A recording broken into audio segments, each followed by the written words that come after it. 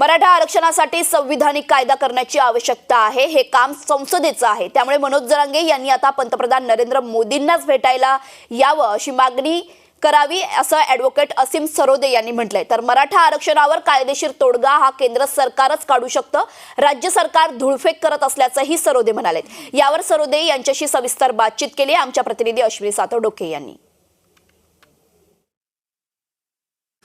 मराठा आरक्षणाचा विषय हा दिवसेंदिवस चिघळत असतानाच पाहायला मिळतोय। मराठा आंदोलकांनी आरक्षणाच्या मागणीसाठी माजलगावमध्ये आमदार साळुंखे यांचा बंगला जो आहे त्याची जाळपोळही केली आहे।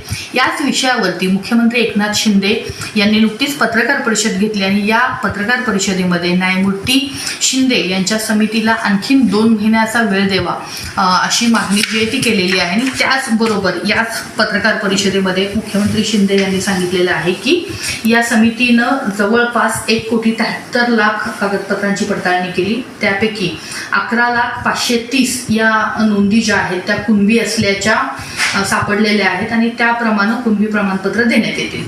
आणि या समितीचा प्राथमिक अहवाल जो आहे तो उद्या कॅबिनेट समोर ठेवला जाणार आहे। आरक्षणासारखा संवेदनशील आणि तितकाच गंभीर विषय आहे। या सगळ्या परिस्थितीमध्ये सगळ्यात पहिला प्रश्न, कुठल्याही समितीचा असा प्राथमिक अहवाल जो आहे तो स्वीकारता येतो का? प्राथमिक अहवाल हा प्रथमदर्शनी स्वरूपाचा निष्कर्ष असतो आणि त्यामुळे तो स्वीकारता येत नाही। कारण की अशा संवेदनशील विषयामध्ये जेव्हा की आपल्याला संविधानिक तरतूद 50% किंवा जी सर्वोच्च न्यायालयाने सांगितलेली तरतूद जी आहे ती नोकऱ्यांमधल्या आरक्षणाबद्दलची 50% किंवा त्यापेक्षा जास्त होऊ शकत नाही असं असताना जेव्हा एखादा पुढचा निर्णय घ्यायचा आहे तेव्हा अशा प्राथमिक अहवालावर विश्वास ठेवता येत नाही। त्यामुळे तो स्वीकारून काहीतरी पॉलिसी डिसिजन घेणं किंवा महत्त्वाचा निर्णय घेणं हे शक्य होत नाही। दुसरी गोष्ट, न्यायमूर्ती संभाजी शिंदे यांची एकसदस्यीय समिती आहे।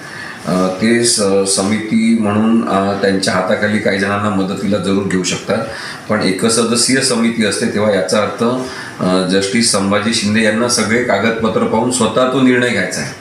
त्यामुळे कोणीतरी इतरांनी कागदपत्र त्यांच्यासाठी पाहून मग त्यांना सांगायचं की हे असं असं आहे आणि त्याच्यावर त्यांनी विश्वास ठेवायचा आणि मग अहवाल तयार करायचा।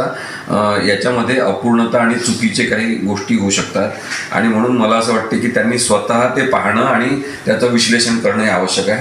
आणि तुम्ही जे म्हणता तेवढे लाखो कागदपत्र एका व्यक्तीने 30-40 दिवसात पाहणं आणि मग त्याच्यातून 1,73,00,000 वगैरे जे काही कागदपत्र आहे ते म्हणजे रजनीकांतचे जे सिनेमे असतात त्याच्यामध्येच हे शक्य आहे।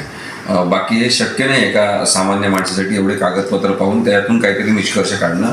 आणि म्हणून मला असं वाटतं की घाईघाईने कोणत्याही गोष्टी करून घेणं आणि मग त्या पसरवणं असा जर समितीचा वापर होत असेल तर न्यायमूर्ती संभाजी शिंदे यांनी सुद्धा अशा प्रकारच्या राजकीय वक्तव्यांवर आक्षेप घेतला पाहिजे समितीचे एकसदस्यीय अध्यक्ष म्हणून।